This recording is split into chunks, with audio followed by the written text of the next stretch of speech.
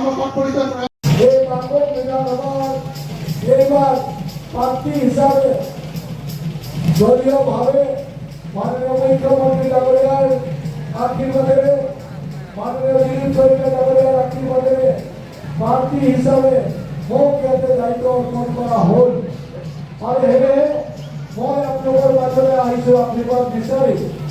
আপোনালোকে জানে যে বিগত 10টা বছৰ মই তিনিচুকীয়া বিধানসভাৰ সমষ্টিৰ বিধায়ক হিচাপে দায়িত্ব পালন কৰাৰ লগতে 4টা বছৰ মন্ত্ৰী হিচাপে দায়িত্ব পালন কৰিছিলোঁ আৰু বিগত 10টা বছৰ মই তিনিচুকীয়া সঞ্জয় কিষাণ জিকিব বিপুল ভোটত।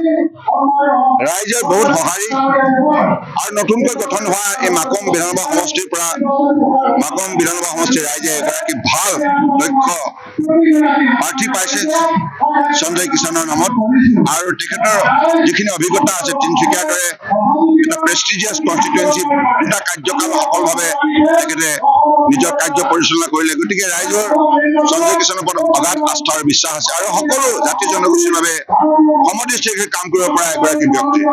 গতিকে মোৰ দৃঢ় বিশ্বাস বিপুল ভোটত এই অঞ্চলৰ ৰাইজে তেখেতক জয়যুক্ত কৰাব।